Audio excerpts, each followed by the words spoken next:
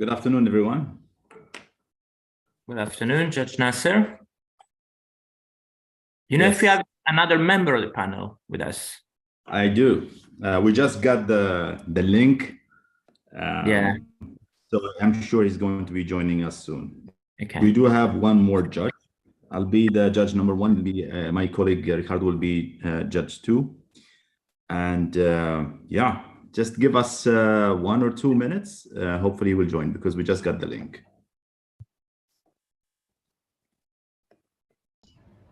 Okay, hello everyone. I think we have all three judges present, Mr. Nasser, Mr. Rodrigo, and Vishwam, all three of you. So if the team members are complete as well, please proceed and open the session. Good luck, everyone. Yeah, actually, yeah, excellent. Thank you very much, Delvin. So good afternoon, everyone. Welcome to the Court of Appeal. We're here for the dispute between the appellant, Ms. Rani, and the respondent, Ms. Pine or Mr. Pine, with regards to the trade that happened over the Clivity platform. I would like to ask the appellant senior counsel to introduce himself and the team, followed by the respondent senior counsel to introduce himself and the team before we move into the next steps. So please, to the appellant senior counsel to introduce yourself and your team, please. Good morning, Your Honor. Good afternoon. Before we introduce ourselves, one small correction. The appellant for the current case, for the present case, is Mr. Leith Payne, and the respondent is Ms. Razrani. Yes, I'm sorry. That was, you're right. It was probably just mismentioned by myself. You're right. So yes, exactly. The appellant here will be the Mr. Leith Payne, and for the respondent, it will be Mr. or Ms. Razrani. Yeah. Okay. Yes. To begin, for the introduction, I am Madhub Chaturvedi on behalf of the appellant, Mr. Leith Payne, and I shall be addressing the first ground of appeal referred to this court, along with my co-counsel, Friana Gazder, who shall be addressing the second ground of appeal referred to the court. So it's only two of you, right? Only two of us, sir. Thank you. How would you like to, you have basically 45 minutes for your argument and your submission. How would you like to distribute that among you? Your Honor, the appellant pleads to have 5 minutes for rebuttals, each of us, the senior and the junior, 5 minutes each, hence 10 minutes in rebuttal time and 17 minutes in speaking time.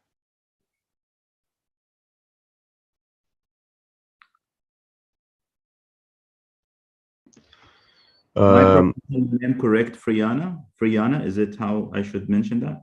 Yes, sir. Friana. Yes. Excellent. Great.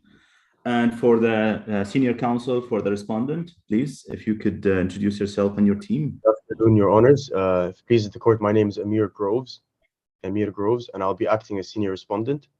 And I'm here with my learned junior respondent, Mr. Fada Al-Jindi, and we'll be representing the respondent, which is Mrs. Rani.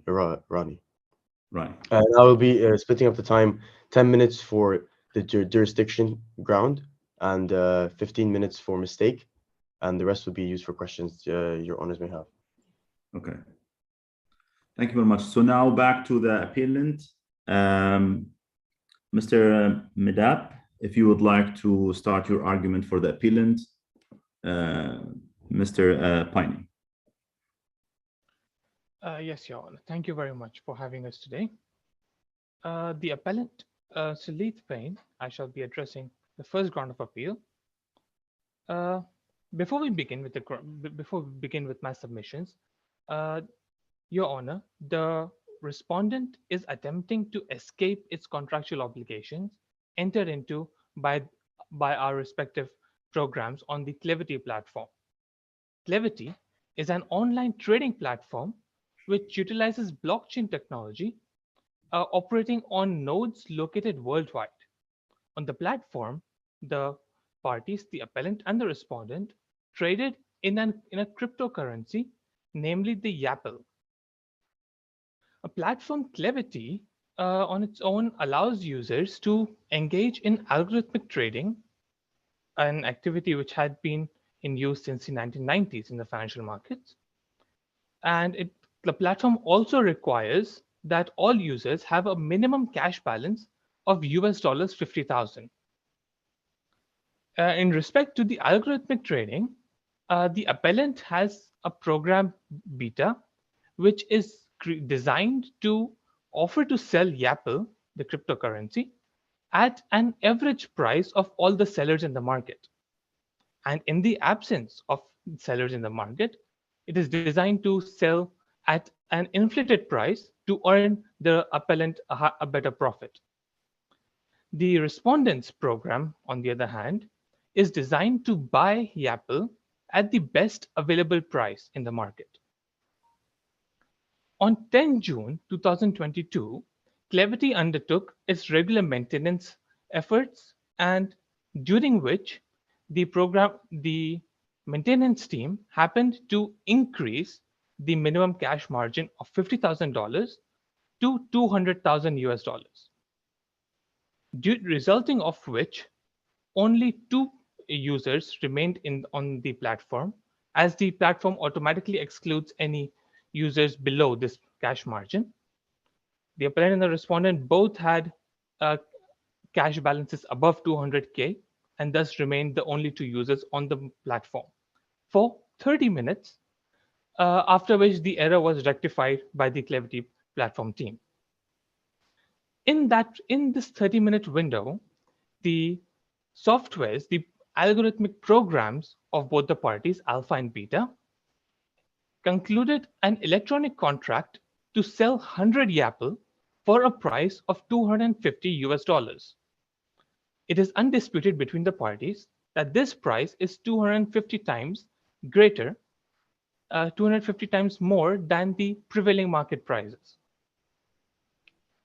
The transaction took place when the parties were asleep and ignorant of the activities happening on the Clevity platform.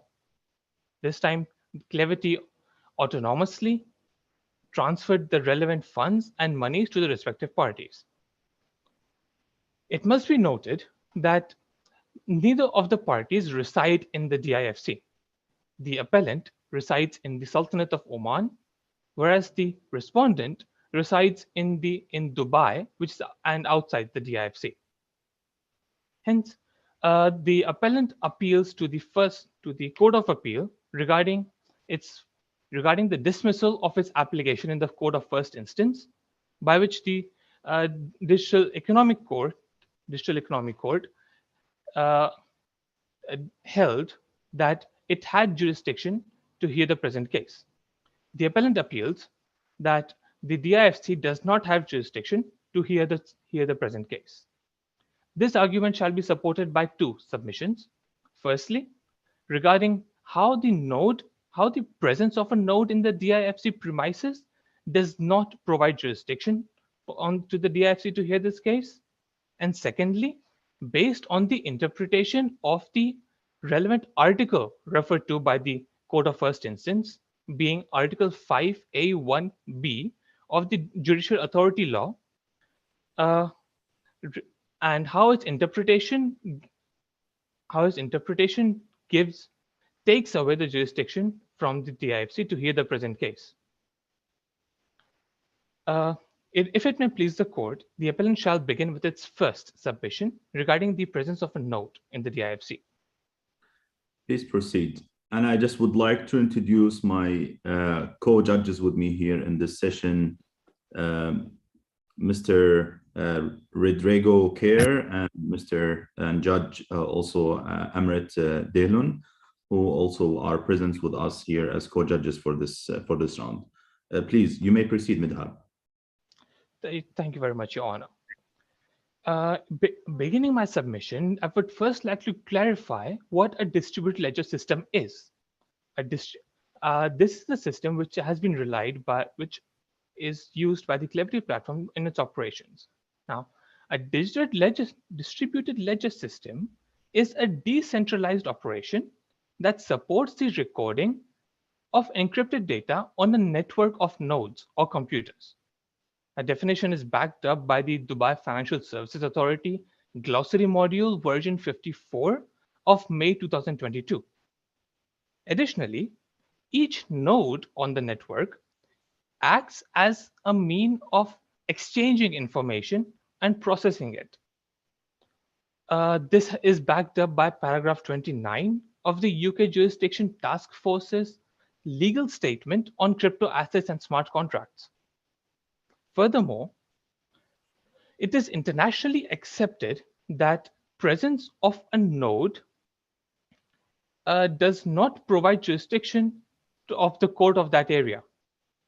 The council may refer to the case of Alibaba Group Holding Limited and Alibaba Coin Foundation of the New York District Court in 2018, where the court held that the presence of a host of a website does not give jurisdiction to the New York. Counsel, apologies for the interruption. I can see you're relying on the coin case, which is referred to as paragraph 12 of your skeleton. But can you, I know that this is a case of the New York Southern District. Why is that relevant for us in the DFC? Exactly. Your Honor, the New York courts have operate on a common law system. We lost your voice. Sorry, Your Honor. Am I audible? Right, and I just wanted to ask my co-judges if we would like to defer all the questions towards the end, just to make sure, like towards the end at least of the submission of the appellant, and then we could ask the question to all the questions to the appellant, and then after that also we do the same for the respondent before also the rebuttal as well as the finalization. Even in the previous parts, I already had also some comments and probably other judges. So please, Midhab, since you're already going into paragraph 12 of your submission related to Alibaba's case, please go ahead. Thank you very much, Your Honor. Regarding the Alibaba case, where the New York court held that the presence of a host of a website does not give personal jurisdiction to the court upon hearing relevant disputes.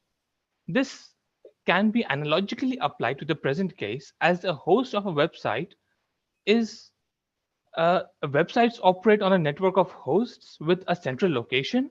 However, in the current case, the node also operates, the distributed ledger system also operates on a network of nodes with each processing and exchanging information with each other. Thus, analogically, applying the Alibaba case, the DIFC, the presence of a node in the DIFC is irrelevant to establish the jurisdiction in the DIFC. Hence, Clevity's node in the DIFC is not sufficient evidence for the Digital Economic Court to conclude that the disputed trade contract was concluded or performed in the DIFC, because the node serves as a medium of information exchange rather than a location in the DIFC for the finalization of contracts. This concludes the appellant's first submission regarding the relevance of node.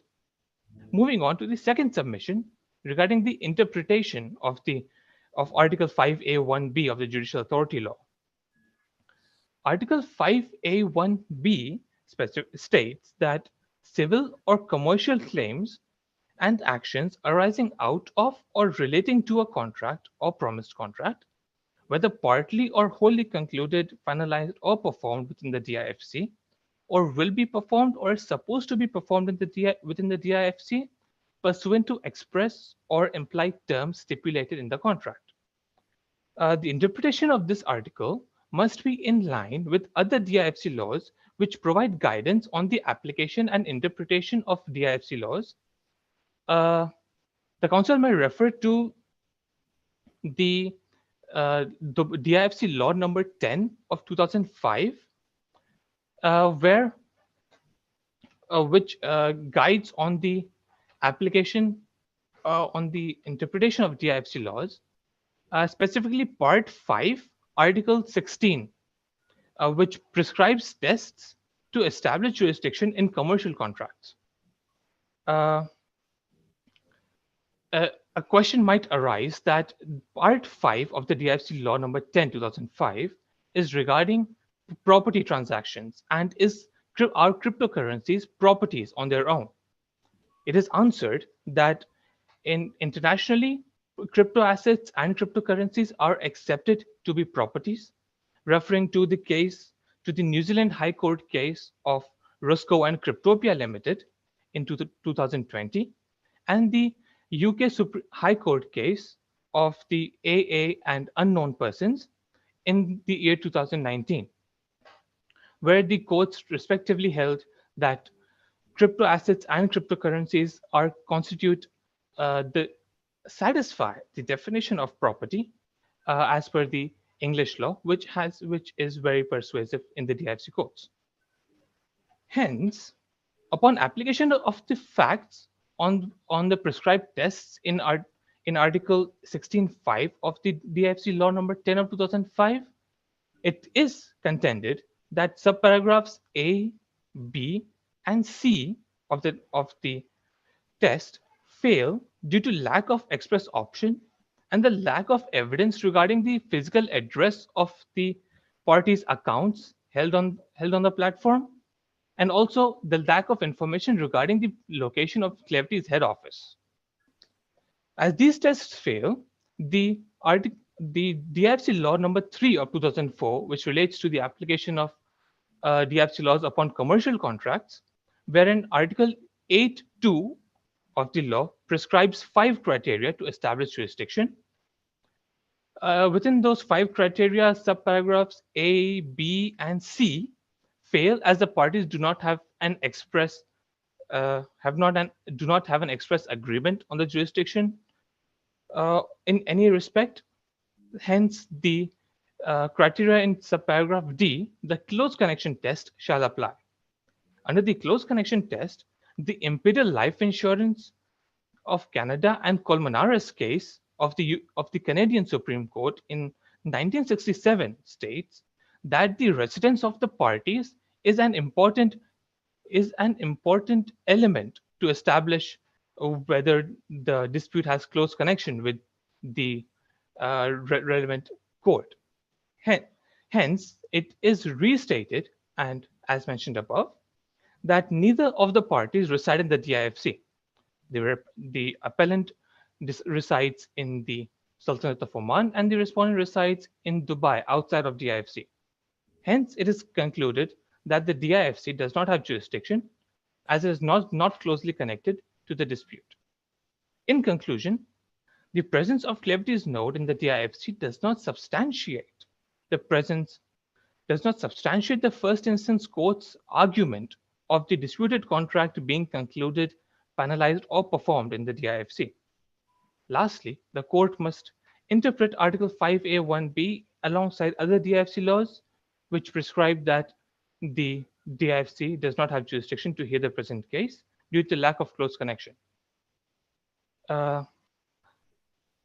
Unless the judges have further questions, this briefly concludes the submissions of the appellant.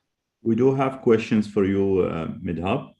I would like to hear from the respondent senior counsel on this ground submission, their views as well. And after that, we would like to have judges' questions to both parties related to their arguments from the appellant side as well as from the respondent side.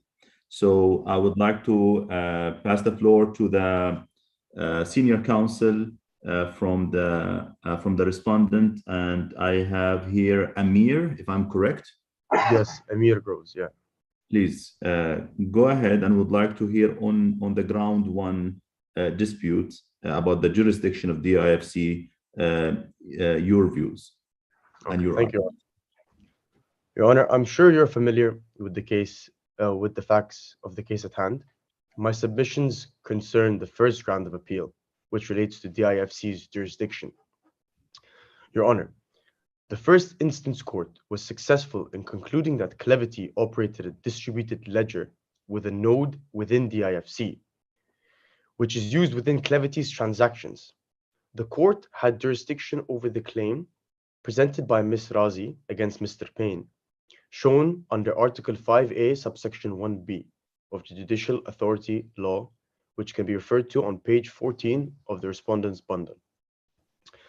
Your Honor, this article reads, civil or commercial claims and actions arising out of or relating to a contract or promised contract, whether partly or wholly concluded, finalized or performed within the IFC, or will be performed or is supposed to be performed within the IFC pursuant to express or implied terms stipulated in the contract. Your Honor, the judge of the first instance court relied upon this article because the statement relating to the transaction being categorized as partly or wholly concluded, finalized, or performed within the IFC. Your Honor, the word I would like to emphasize within that statement would be partly, which validates the jurisdiction over the transaction between the parties, since it falls with the criteria and follows the jurisdiction and legislation. In addition, it is reasonable to assume the quantity of the transaction within the contract being irrelevant for jurisdiction to be present in the IFC. This is stemming from the word partly being included in the article. Moreover, Your Honor, a blockchain node can perform a lot of different functions, such as validating or rejecting a block of transactions and confirming its legality, which indicates its participation/involvement within the contract, satisfying the article and the word partly. This can be further supported with the information that is present that Clevity had, quotation, one such node on a server based within the DIFC, end quote. This is sufficient enough to apply to Article 5A 1B because of the use of wording allowing for a more generalized acceptance of what can constitute a jurisdiction being established within dispute between two parties.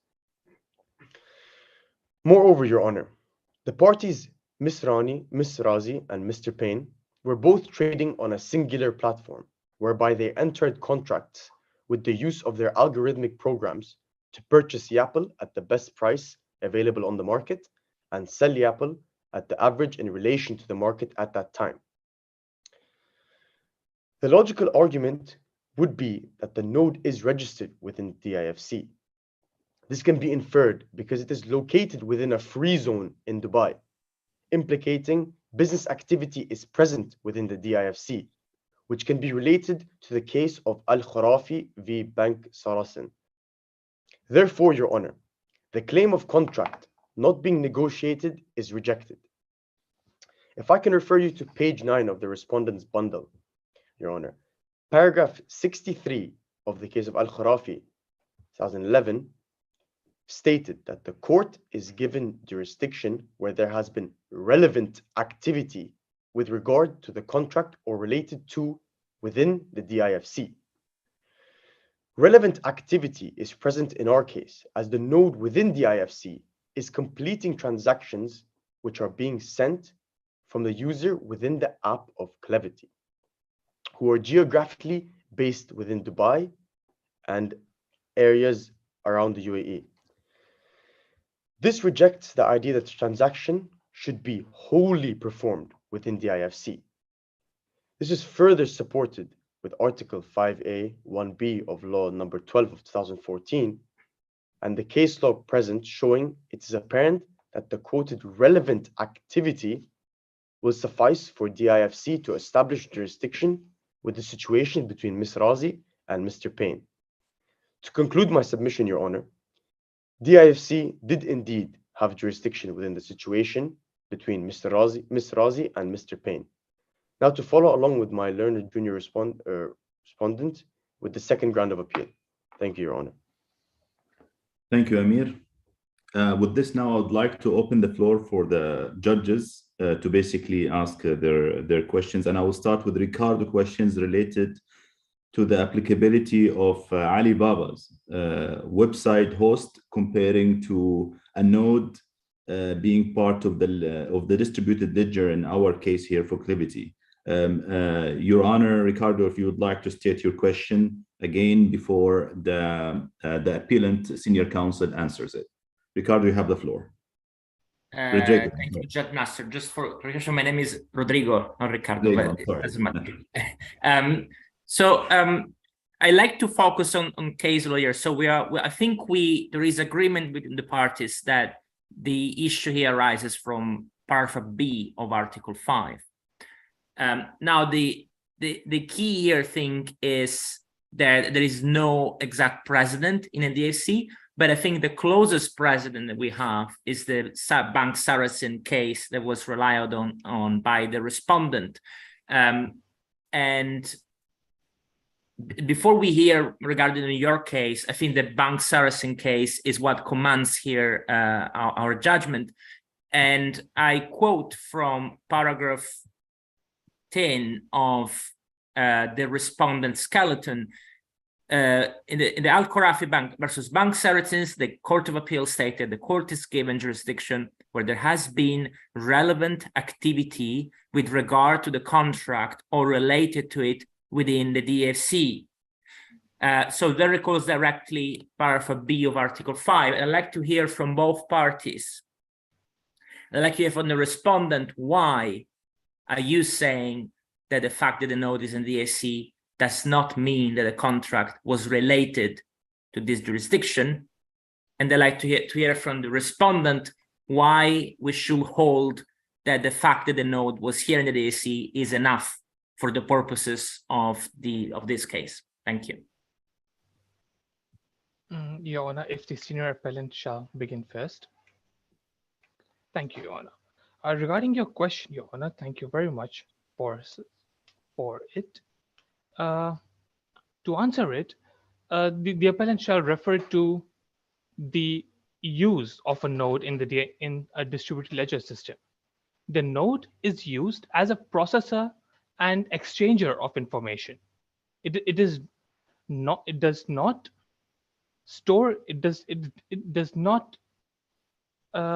stipulate a location to finalize contracts, because having how distributed ledger system works is that a transaction is entered into in a place, it gets gets inputted into the node, which then shares this transaction with all other nodes on the network. If a majority of the nodes validate the transaction, transaction is being held completed and the transfers are made. The presence of the node in the DIFC does not establish being a relevant activity, because the node is only an exchange of information. There is no evidence that the node in the DIFC was the one which validated or concluded the contract. It is merely present to exchange information among other nodes on the distributed ledger system. And hence, it is not a relevant activity, because the mere presence of the node does not conform to the completion or finalization of the contract in the DIFC premises. Thank you very much. Thank you. I'll pass it, I think, to the respondent in case they would like to have a counter argument before I make my follow-up question on this matter. Please, Amin, I leave it to you if you'd like to take that, or your junior. Yeah, thank you, Your Honor. I would like to start off by saying that cryptocurrency and Clivity tries to be a decentralized platform, meaning them having nodes all around the world would be to increase the efficiency of trading and like allowing for globalization to occur. That specific node within the IFC is placed there so it increases the convenience of users that are in the GCC area or within that area to complete more efficient transactions. And moreover, the word partly again stated in Article 5A1B shows that not all of the contract has to be completed by the node for it to be under DIFC's jurisdiction. In addition, all of the nodes in the world that are placed around don't have to act collaboratively together, but more of whichever one's closer to the geographical location of the user would be utilized. So in this case, being the one in DIFC. That's all, Your Honor. Thank you. Thank you. Then I have a follow-up questions for both of you on this specific point. Your argument, Madhab, that the node is only about exchange of information and processing them. You mentioned that also in your written submission. So I think, as you're aware, since you've already explained some of the key fundamentals of how blockchain and nodes work within a distributed ledger, these are smart contracts. And smart contracts, they're taking place here through the medium, which is Clivity in that case. How else would smart contract be performed and conducted except by exchanging information and processing them? Your Honor, thank you for that question. I would respectfully like to contradict the statement that this is a smart contract by stating that this seems more like an electronic contract instead, because it is entered on a trading platform by two parties for a consideration, where one party had offered to sell the cryptocurrency and the other party had bought that currency for a consideration of 100 YAPL and $250,000. Hence, this is an electronic contract which conforms to the general contract law of offer, acceptance, consideration, and intention to be binding. Fair. As an electronic contract, as you call it, how else could it be done? And you agree that it's automated or not? Yes, Your Honor, it is an automated contract. How would you automate an electronic contract, as you call it, without exchanging information or processing them? What else is missing here? Your Honor, an electronic Because you are contract. basically claiming in your argument that node, all what it does is exchange information and process it, and therefore that's not part of performing partially part of the contractual agreement between the both. So I'm just trying to understand, why does exchange information and processing them does not count as part of contractual discussion or negotiation or making a contract? Your Honor, I shall refer to this by an analogy stating that if mere processing and exchange of information did give jurisdiction to the court to hear disputes, this would mean that any location where a node is situated, the courts of that area will get jurisdiction to hear disputes upon it, and this will open up floodgates for jurisdiction shopping and for claimants to use laws which benefit them in certain jurisdictions and be prejudicial to the defendants in those cases. Hence, to restrict the floodgates, the Alibaba case had held that mere exchange of information and processing of it does not provide jurisdiction to hear the case. Instead, it is the location of the head office of the platform where the jurisdiction establishes. In the present case, Clivity's head offices or its main Clivity's head office or its location of its tax locations where the platform pays its taxes is not disclosed.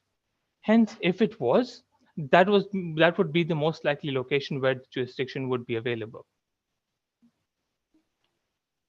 Okay, that was actually related to the original question about applicability of Alibaba's case, because it's more of a website hosting versus, which is totally different than when we're talking about distributed ledger platform, where operation actually happens and contracts, you call it e-automated contract, happens between the two parties. So I was just trying, to see the relevance between this case of Alibaba, which is a website, versus distributed ledger or blockchain technology. How you see the similarities between the two? Yeah, no, both these operate in a cyberspace. Both a website and a blockchain and distributed ledger system operate on a cyberspace with working on a uh, network of servers or nodes, as you may call it, and hence these both are analogically similar in their operations. However, the mere difference is that a distributed ledger system does not have a centralized operation for storage of information, which on a distributed ledger system is stored on every node worldwide. Okay, thank you, Madam, for clarifying this. I have a question to Amir about Al-Khurafi case, because you are making that as a backup or as a main, citation for your argument. I'm just trying to understand the Al-Khurafi case. Was the transaction happening between the two parties directly, or there was a medium between both?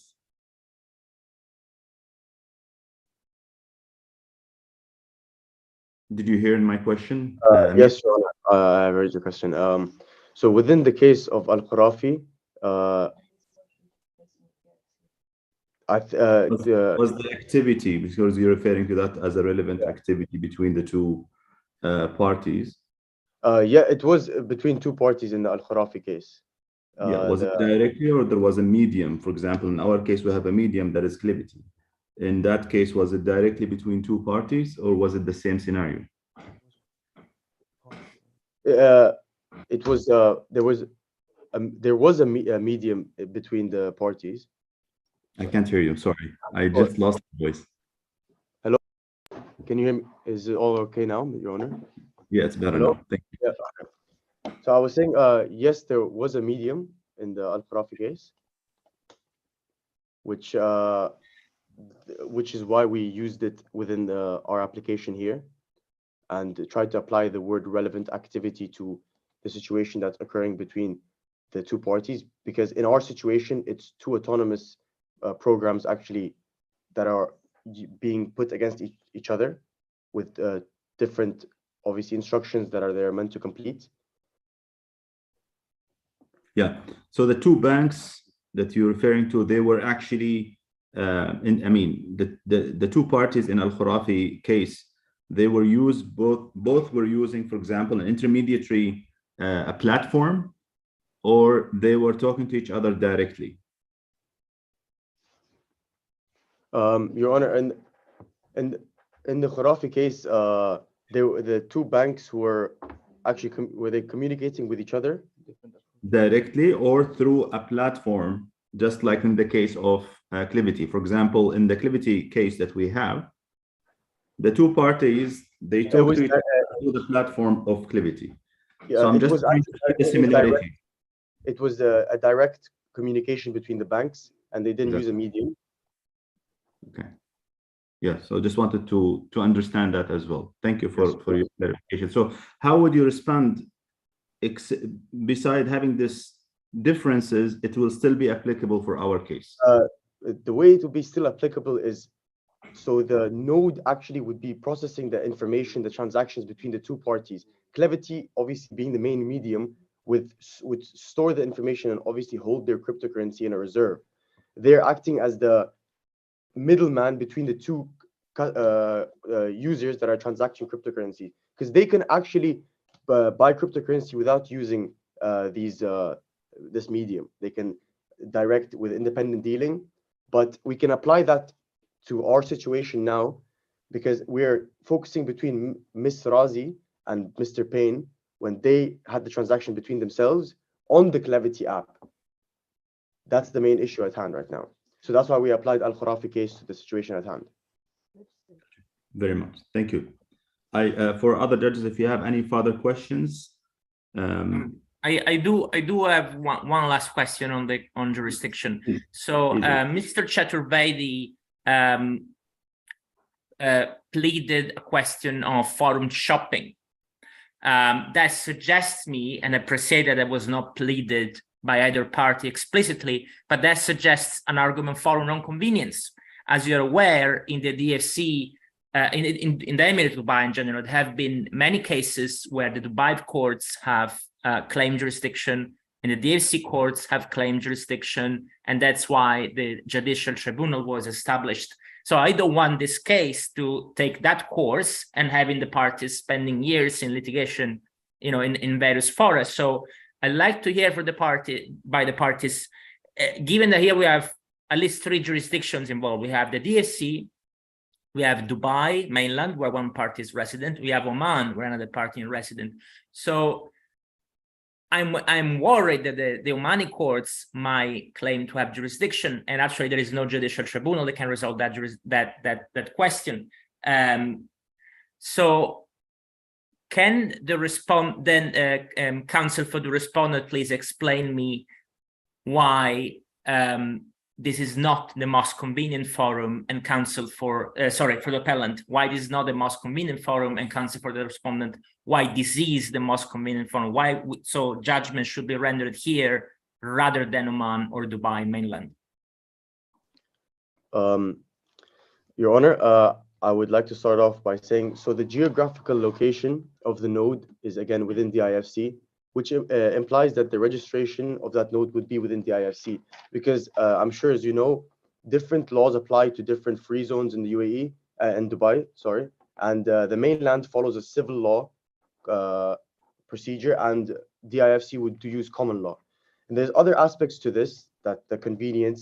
For example, Miss Razi is the one who brought the claim up in the beginning, and she obviously is residing in Dubai, and with her knowledge of the node being located in the IFC, you can make the assumption, which is the easiest and most efficient way to get the claim out there. Moreover, why? So sorry, but you say that the defendant is in Dubai, right? So the home jurisdiction of the defendant is Dubai mainland, not the DFC. Yeah, Dubai. Okay, so yeah, for example, Dubai mainland, all the courts would the court hearings would be in Arabic, because we'd have Emirati judges and Emirati barristers, because the law in the UAE in the mainland does not allow foreign Are you saying that system is not as fair as the DFC? I'm not saying it's not as fair as the DFC. I'm saying it might be a language barrier for both clients, which would be easier to be in the DIFC jurisdiction if they both speak English and are coherent English speakers. In addition, I can also add DIFC may be more suited for these types of situations, such as cryptocurrencies and digital markets, because DIFC's jurisdiction would be common law. You're saying the common law is better? I'm not saying the common law is better.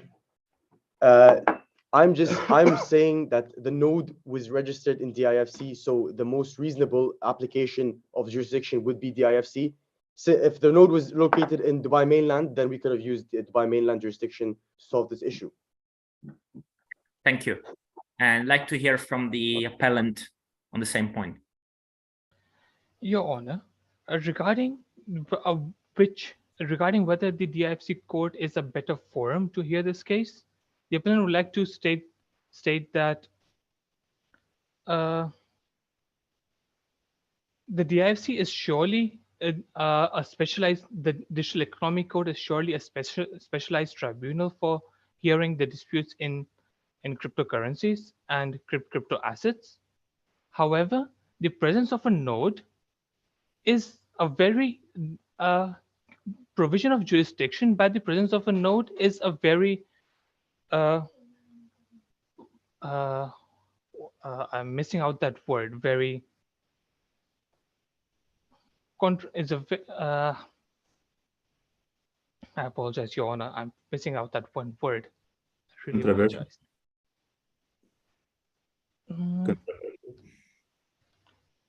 A very difficult topic to debate upon, as the node in the DIFC is its immediate presence providing jurisdiction is risky, given the fact of a hypothetical situation where if the node is unplugged and is unoperating, would take away the jurisdiction of the DIFC as per the Al-Khurafi case and the contentions of the respondent. The appellant pleads to the court to consider whether the jurisdiction of the DIFC courts is such light and such debatable that the unplugging of a mere node uh, by a random person in the DIFC offices would take over the jurisdiction of the entire court as a whole. Okay, so what is the better forum then? Is it Oman or Dubai? Your Honor, a better forum in the present case shall be the Sultanate of Oman, given the fact that the defendant of the case, Mr. Leith Payne, resides in the Oman, and upon applying the laws of natural justice, the residence and domicile of the defendant is a better jurisdiction on international disputes. Okay. Thank you very much. Thank you. Thank you very much. I mean, we could also do it in Dubai because also the owner of the crypto from the Rani side is also based on Dubai, not DIFC. I agree, but it could be Dubai.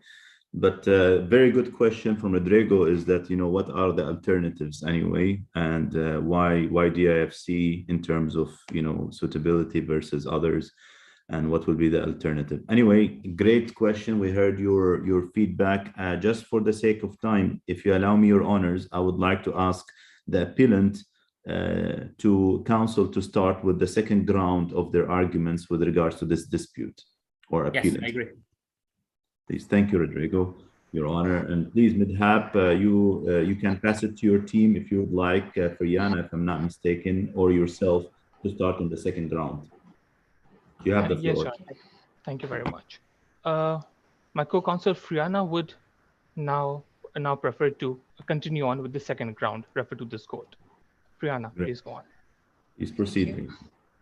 May it please the court, as previously introduced by my learned senior counsel, my name is Friana Custer, and I will appear as the junior counsel for the appellant, Mr. Leith Payne. So, your honors, I will address the second round of appeal in an attempt to convince this court to invalidate the decision of the court of first instance, and further support the argument of my co-counsel.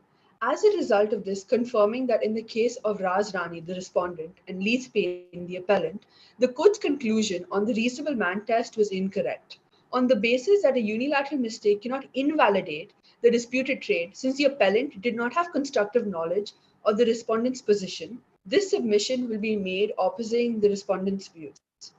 The second ground of appeal clearly implies that did the first instant court err in concluding for the purpose of a claim to avoid the disputed trade, it was sufficient for the purpose of satisfying Article 37, Part 1A of the DIFC contract law that Mrs. Razi shows a reasonable trader with knowledge of circumstances surrounding the transaction could have concluded the disputed trade was a result of an error.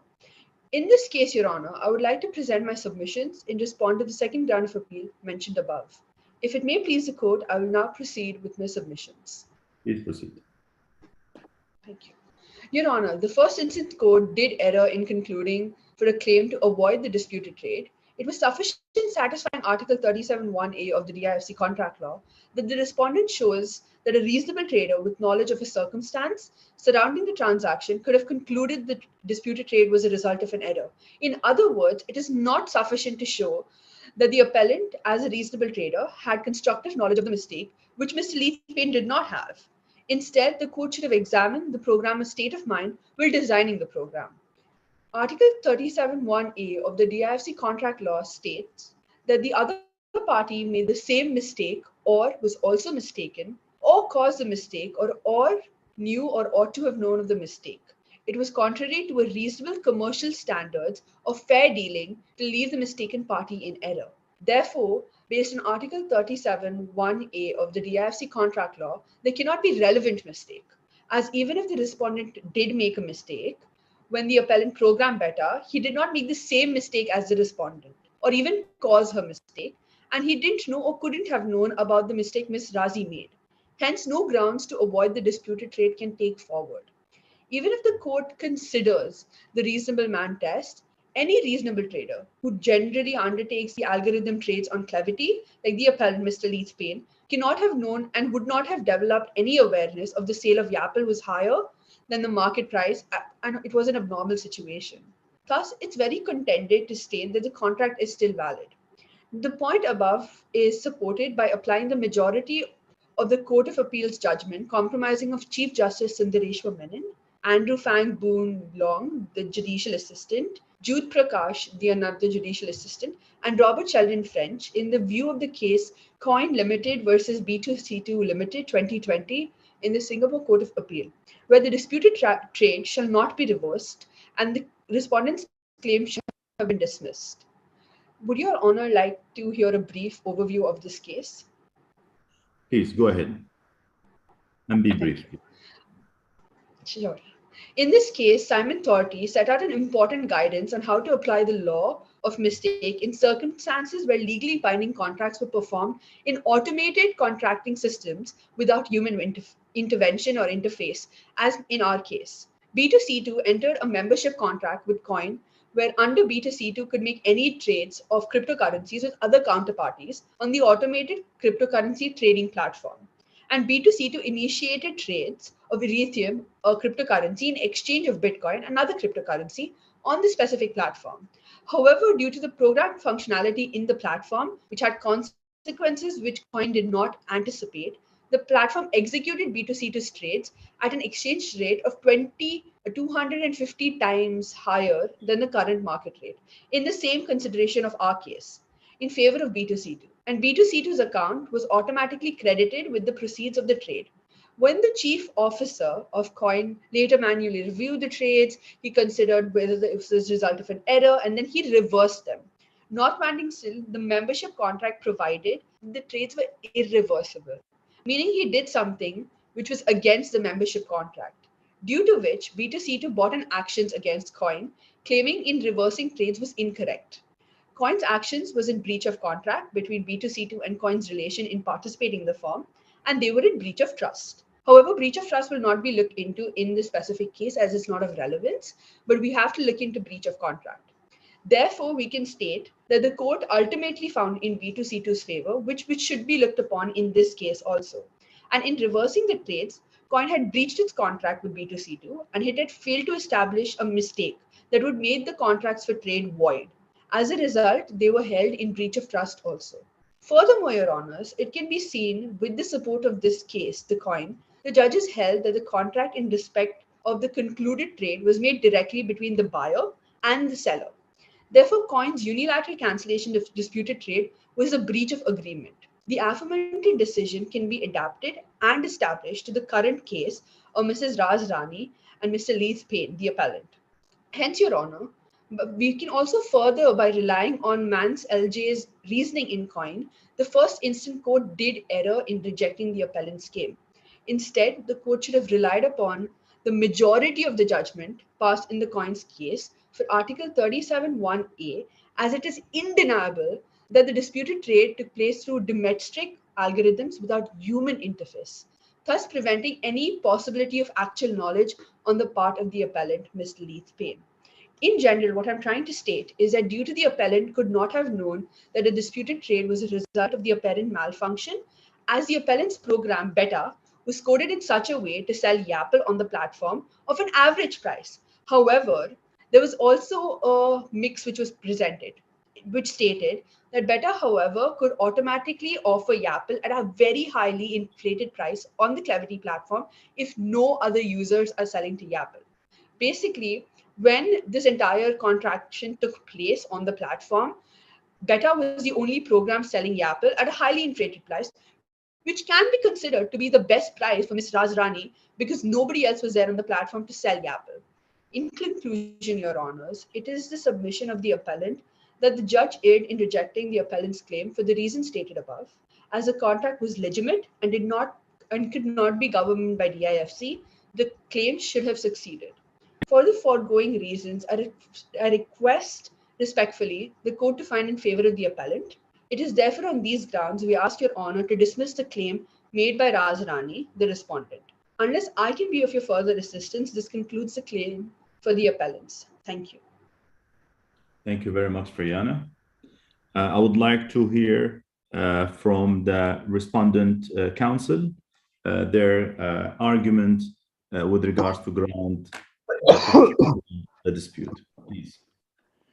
Good afternoon, Your Honor. My name is Fida Al-Jundi, and I have the pleasure of continuing our submissions on behalf of the respondent. Moving into ground two of our submission, which is the mistake, we submit to the court that the learned judge was correct in concluding that for the purpose of a claim to avoid the disputed trade, it was sufficient for the purpose of satisfying Article 37 1A of the DIFC contract law that a reasonable trader with the knowledge of the circumstances surrounding the transaction would have concluded that the dispute was the result of an error. May I direct Your Honor's attention to page 12 of the respondent's bundle? Please proceed. Your Honor, Article 37 1A of DIFC Law number 6 of 2004 gives the court under common law or allows the court to interpret the law in order to develop it, i.e. they can say or alter the law to keep pace with changes in commercial contracts, so that a reasonable trader, and I quote, with the knowledge of the circumstances surrounding the transaction would have concluded that the dispute trade was the result of an error. Your Honor, this goes to show that any trader with the knowledge of the parties would have assumed or expected the risk of mistake when trading in such unpredictable market using programmed computers to conduct transactions. The error that has occurred here is indeed a result of failure in the system by a third party, which is Clevity.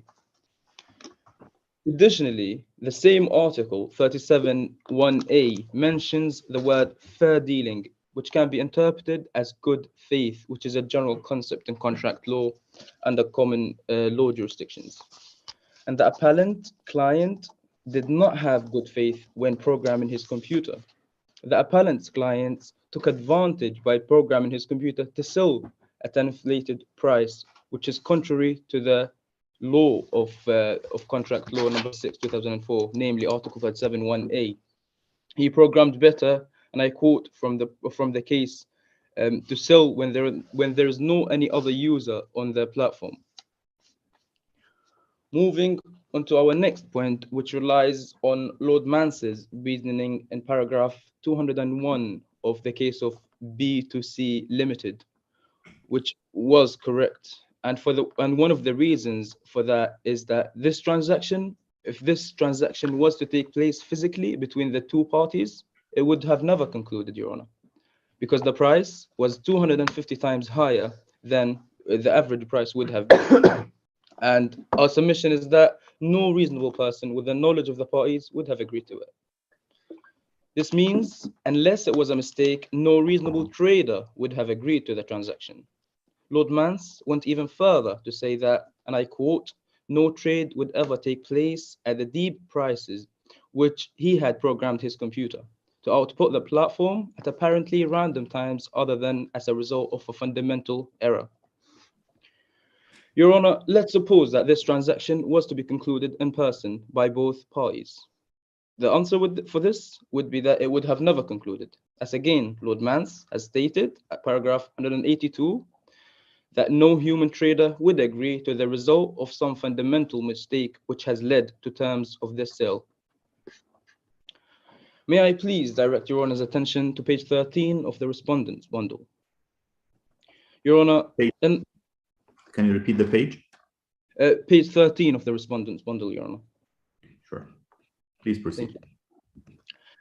Your Honor, the current court, the appeal court and the first instance court, and both the Singaporean court of B in the case of B2C Limited did not apply or use the case of Deputy Commission of Taxation versus Chamberlain, which is an Australian case that could have been used to prove that there was an apparent mistake as to pricing, and that a reasonable trader would have determined that. In this case, the court found that by acting with extraordinary haste to accept that incorrectly assessed tax liability, an operative unilateral mistake has been caused by a typing error, and that the settlement was therefore void in equity. The mistake in our current case is fundamental, Your Honor, to the point that the entire transaction relied on it, and therefore, but for that mistake, the transaction would not have concluded, and the price would not have been inflated. This goes to show that the court of first instance was correct on relying on Lord Mance's reasoning in the case of B2C Limited. As in paragraph 114, Lord Mance mentioned that the transaction was also mistaken as to the premise on which the buyer order, on which the buyer's orders were placed. Your Honor, if price and mistakes diminishes algorithmic trading core principles of trying to profit from price differences between buyers and sellers by executing trades quickly, and such errors have actually occurred with stock exchanges. We understand that stock exchanges are different to cryptocurrency exchanges. However, they are similar in the nature they are conducted. And therefore, these stock exchanges have regulations and rules in place to cancel trades when pricing errors are brought to as a result of computing errors. Similarly, the British Columbia Supreme Court issued an order to track cryptocurrency transfers that were made in error in the case of CopyTrack Private Limited versus Wall 2018, and therefore the court of first instance was correct in concluding that there was indeed a mistake and it should have been rectified as that transaction was concluded in a similar manner to our current case. To conclude our submissions, and for the above reasons that have been said and put forward before the court by myself and my senior respondent, it is our submission to the court that it should uphold the decision of the court of first instance due to DIFC's jurisdiction and due to the existence of a relevant mistake. Your Honor, unless I may be of further assistance to the court, that concludes my submissions.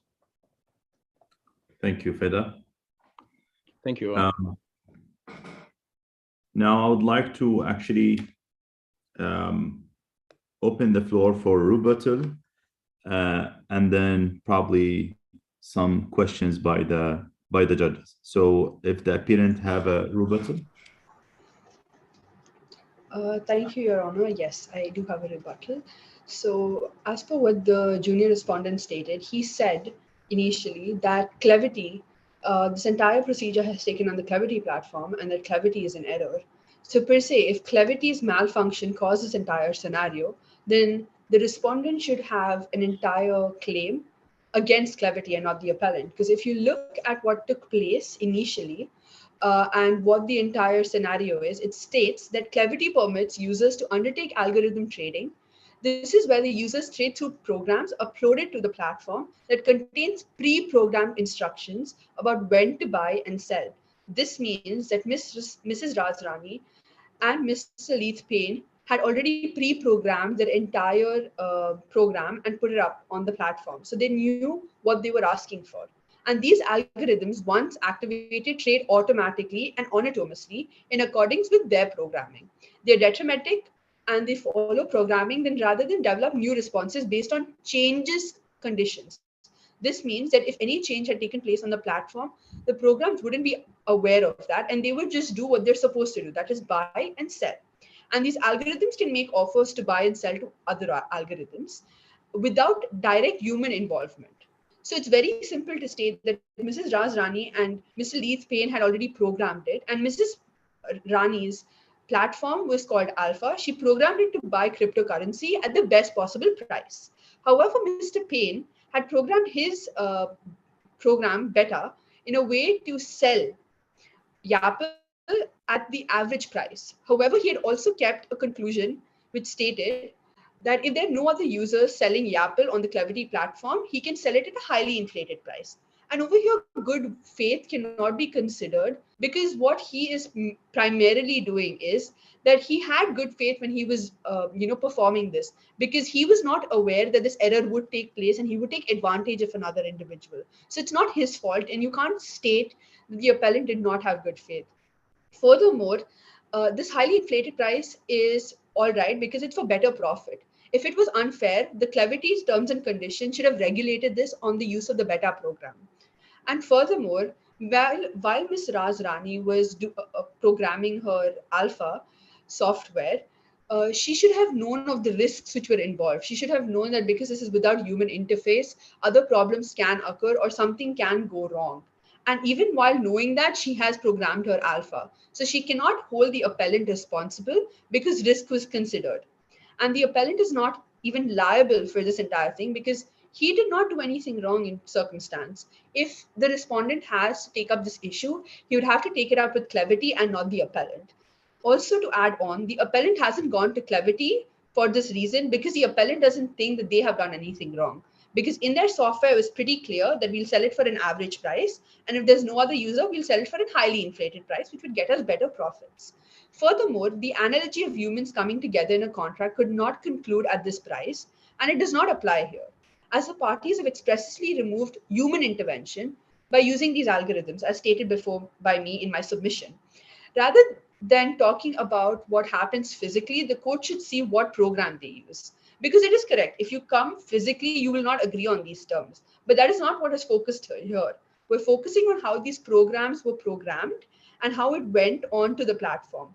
Hence, the state of the mind of the programmer should be into use instead of looking at what would have taken place if it was done physically. So that is all for my rebuttal. And if there are any questions, I would like to take them. Thank you. Thank you very much, Fiona. I would like to take a couple of points and from your rebuttal and raise them to the respondent team in case they would like to make a clarification or counter argument. One of them is related to awareness and risk management. Basically, you know, whether you have done enough, you know, in terms of managing such risk. You know, you are in a digital platform. A lot of things could happen. Glitches is possible. You know, so what's your counter argument here about that you've done enough towards this when you programmed your software alpha? Thank you for the question, Your Honor. I would like to thank my the appellant's response. So our response and our submission to the question is that our client did not take into consideration these glitches because we cannot determine what glitches that may have happened. So although we understand that a risk may occur in such an unpredictable market, but we cannot determine such risks. And also, we would like to mention that we're not saying that the client of the appellant is at fault. We're saying it's a third-party fault, and therefore it's a mistake, and that mistake should be reversed and rectified. So that takes me to the second point mentioned by the junior counsel from the appellant about why do you take this case with the appellant in here, with Mr. Pine? Why didn't you just take it with the Clevity in that case? Your Honor, we can do either of them. So we can bring a case against the Clevity for the mistake, but we also have to bring a claim against their client because of the mistake. And in order to reverse this, so we have to bring two claims. But first, we will deal with this one, the current one, to reverse the mistake, and then we can bring another claim for damages against Clevity. Thank you. Then I have a question to Fiona. Back to your point about risk management, because that's an important point. But your understanding, this is first of all, crypto exchange and crypto trading, and just let me know if you have different views, is a new platform that people are getting used to, that also the automation of this and programming this is something new. And it's not about fixed price, it's about trading. So, you know, whatever best opportunity you as a buyer or you as a seller. So what makes you believe that that wasn't enough work done by the programmer for alpha software or alpha programming software? So knowing this is new, this is automated, this is, you know, so it's a new and complex thing, but you have the view that it could have been done better, and there is some sort of negligence done by the respondent in that case? So, Your Honor, to answer that, if we look at what the appellant did to make sure that he's getting good profits, the same thing Ms. Raz Rani could have done to, reduce the number of risks and reduce any negligence from her side. Now, how I'd like to establish this is by saying that the appellant, what he had done initially in his program Better, is that he had made sure he would sell it as an average price, and then if there's nobody available, he would sell it at highly inflated price. What Ms. Raz Rani did, that she only programmed Beta to automatically buy the cryptocurrency Yapple at the best possible price on the Cleverty platform. However, she hasn't kept any, regardless of the automation machine, stating that in case there's only one, if the price has increased so high that it looks odd in the system, they should have stopped that purchase, or they should have sent notifications of that purchase, or maybe done something to prevent that purchase from happening if the price jumped a very high extent. So I think that was not taken from that was not done from Ms. Raz Rani's side, and she was already aware of the risk because, as you said, it's an automated platform. It's something that is new in the world, and everybody's getting developed into cryptocurrency, and they're still trying to understand cryptocurrency. So highly likely measures should have been taken place in the first place. But she programmed it very simply. She just said best possible price, and then she was done. But what we did was we kept two alternatives. We said average price, and to earn a profit, we would sell it at highly inflated price if no other user was available. So I think that should have been considered from her part to make Last it question, a you bit less refer of a to risk. the case of coin, I think, as an argument in your and that case did it again similar to a previous question on Al Khurafi, but in that case, did this transaction happen between a buyer and seller directly in the Coinbase, or was it through a platform in between? It was through the platform Coin. So the platform was Coin's platform, and B2C2 had done initial trades of Ethereum in exchange of Bitcoin on the platform. So it was not between a separate buyer and a separate seller respectively, but it was between B2C2 who made a trade and between Coin, who was the owner of the platform and who was also one of the traders. Thank you. So what they did. Thank you. You answered. Thank you very much. I leave it to my co-judges if they would like to make any further questions before the final rebuttal by the senior counsels, just in case they would like to do also a rebuttal. Thank you, Judge Nasser. I do have a question. I'd like to go back to the legal principle and precisely to the Article 37 of the DSC contract law. So let's assume, for sake of argument, that the respondent is right and that there was a mistake on part of their client. That is not enough, in my view, for the purpose of Article 37, because the test for Article 37 has two prongs. One is that one party was mistaken, and the other is that A, the other party was also mistaken, or the other party acted in reliance of the contract. So at last, I'd like to ask to the respondent, actually, because since relied on the coin case, which one is it here? Were both parties mistaken, or only one? Which one is it? Is it Article 37 1A or 1B? Your Honor, it's only one party that was mistaken. Okay, so then 1A does not apply. No, Article 37 1A applies because of the fair dealing concepts, and then the second part also applies. However, oh, yes, go ahead. Can you hear me, Your Honor? Yes, go ahead. Go ahead. So what I was saying is Article 37 1A applies. However, neither of the parties were at fault in here, and it was third party who has caused this error. And this is the argument that we have put forward. Okay, but why would that be relevant under Article 37? I mean, so you're telling me that another party wasn't mistaken, but that's not really the provision of Article 37, is it?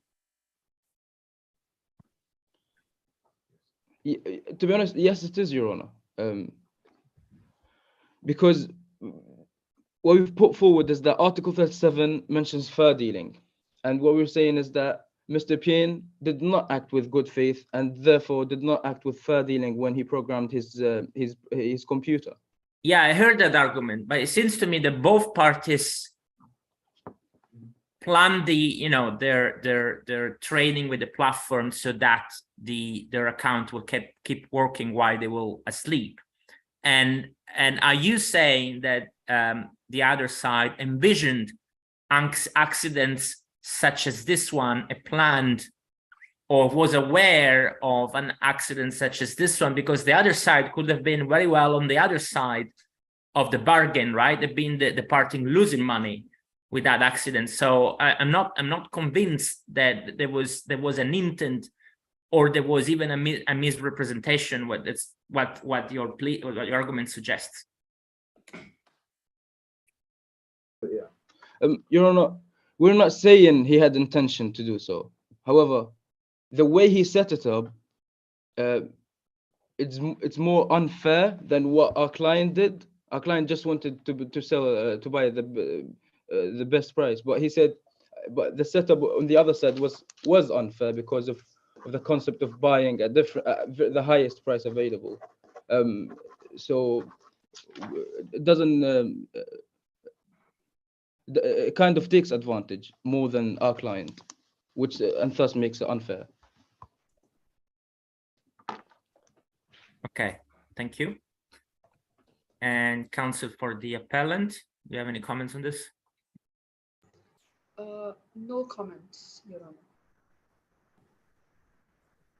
Okay, thank you. And then I have one another. That's my last question again on Article 37. So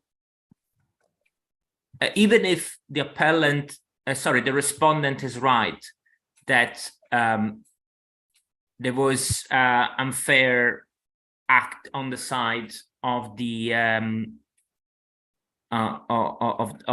other side, still the contract, and I'm reading Article 37(2), cannot be avoided if that party was grossly negligent. So it seems to me that, or at least it could be prospectively, that if one party, while he's sleeping, leaves her money working essentially on the platform, that party assumes the risk that accidents such as this one could happen. So how it is not negligent? Your Honor, is this question for the appellant or for the respondent? That's for both. You can go ahead if you have any comments. So to state, based on the article, if we clearly see that it says that however a party may not avoid the contract if they had assumed that there was a risk of mistake. But if you see, the risk of mistake can be assumed, because when you are trading something without human interface, you always know there is some sort of risk. So if risk was assumed, Ms. Raz Rani cannot back away from the contract.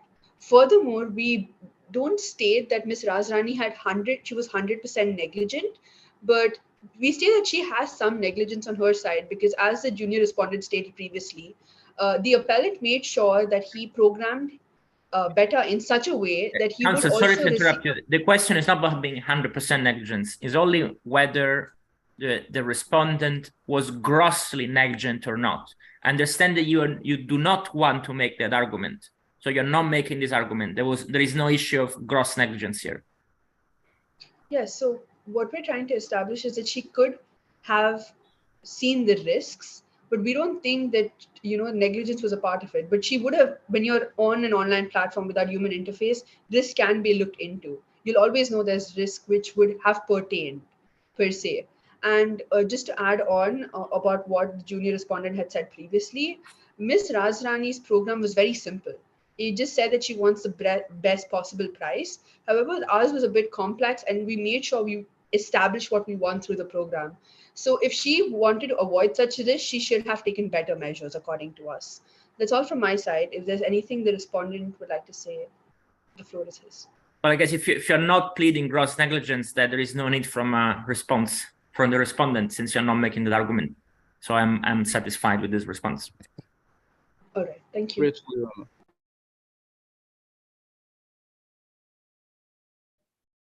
I have no further comments from my end. I would like to know if the senior counsel from the appellant had a final rebuttal for this, or else we could conclude this round. Thank you very much, Your Honor, thank you very much for this opportunity.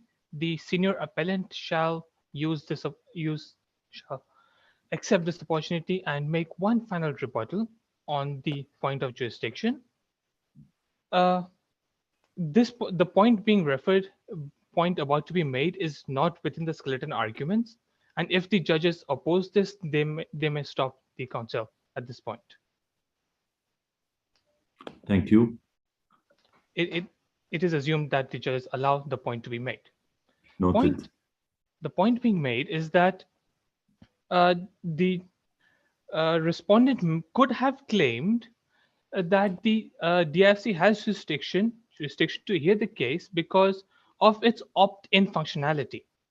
A functionality of the DIFC code is that if a claim arises, if the claim is sent to the DIFC courts, it has a jurisdiction to hear that case, unless the other party disagrees with the application. In the current case, the appellant, Mr. Leith Payne, had sent an application to the DIFC rejecting its jurisdiction upon the present scenario. And hence, the opt-in jurisdiction of the DIFC would also not apply on the present case. Hence, the DIFC does not have jurisdiction to hear this case. In conclusion, the appellant pleads to the Court of Appeal to uphold the appeal from the DEC and dismiss the applications of the respondent, Ms. Razrani. Thank you very much. Thank you, Madhab. Final rebuttal in case the team from the respondent wanted to make a final rebuttal by the senior counsel in that case.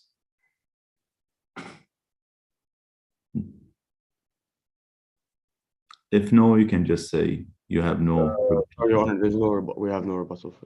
We're grateful for the opportunity, though. Thank you, Your Honor. Thank you, Fida. Thank you, Amir. Again, I would like to thank you all for your time. And I think as a round, this is being concluded.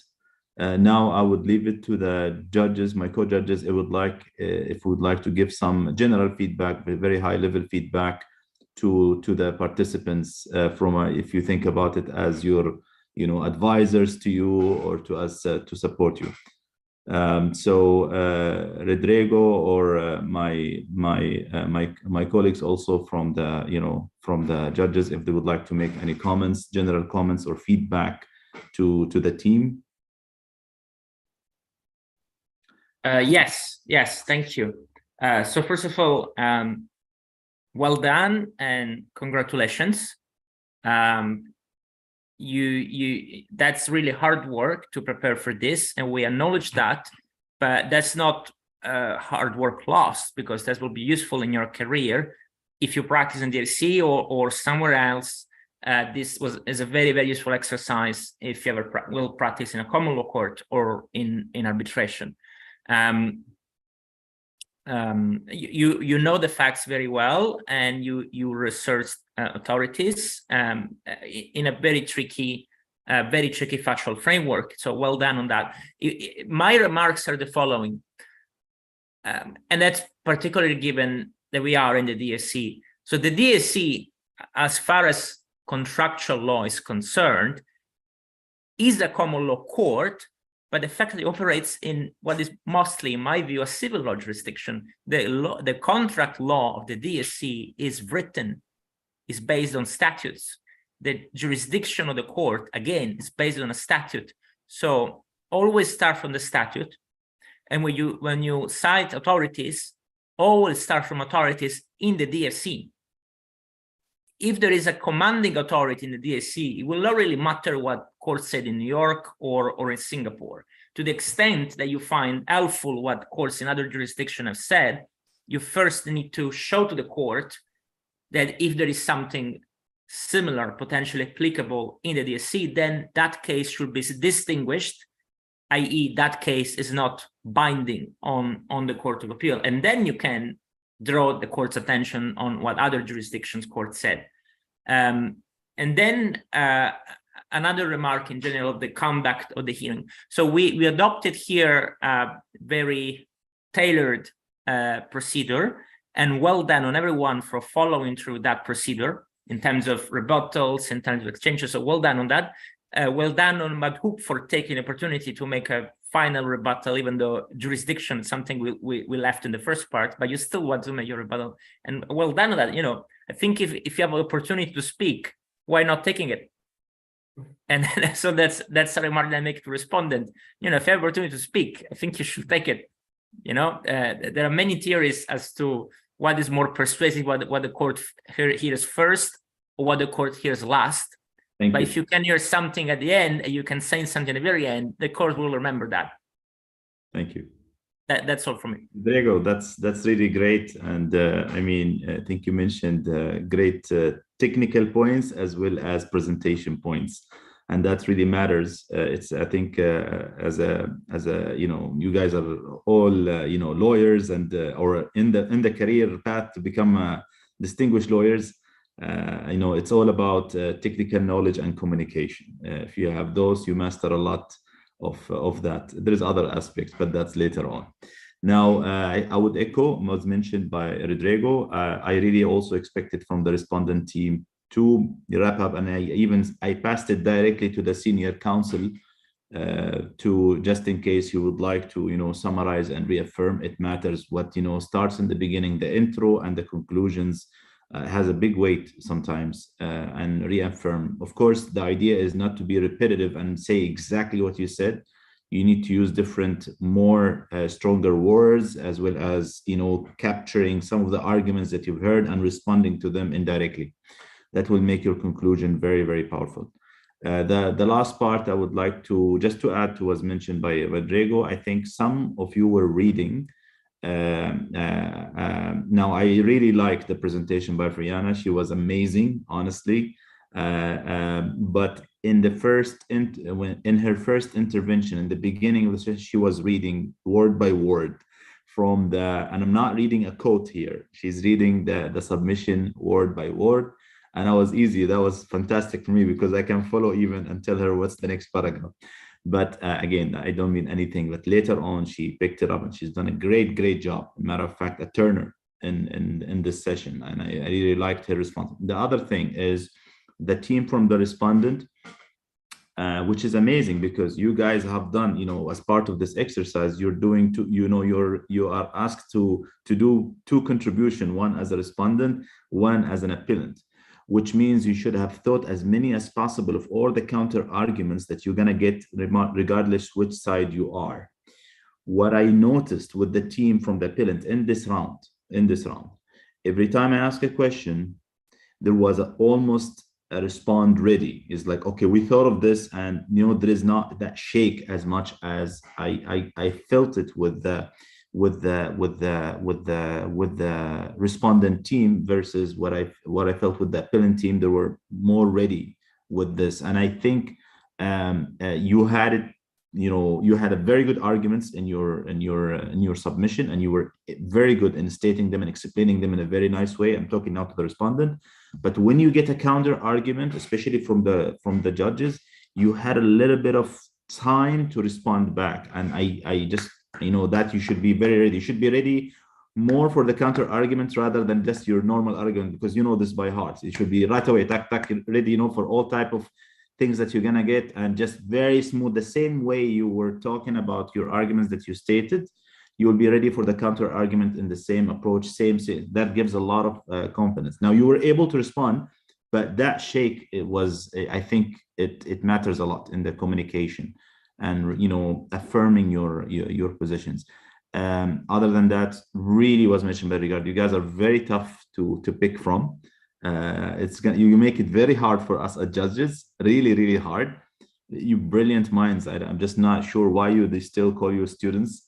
You are very practitioners in the way you were actually talking and presenting and counter argument and so on. All the best. Really to hope to see, most of you making it to the final rounds as well. Thank you very much, Your Honor. Just one question, if you don't mind, actually. How would you tackle if you forget No a more, Your word? Honor. The round finished. So until I said the round finished, now you can talk to me as Nasser. There is, yes. Yes, apologies, sir. In an actual court, if you forget a word while speaking, how do you tackle that thing? Exactly. So you would try to tackle it by explaining it. That's the same way you did it. So you were trying, I was even trying to support you. You wanted to use the word controversial.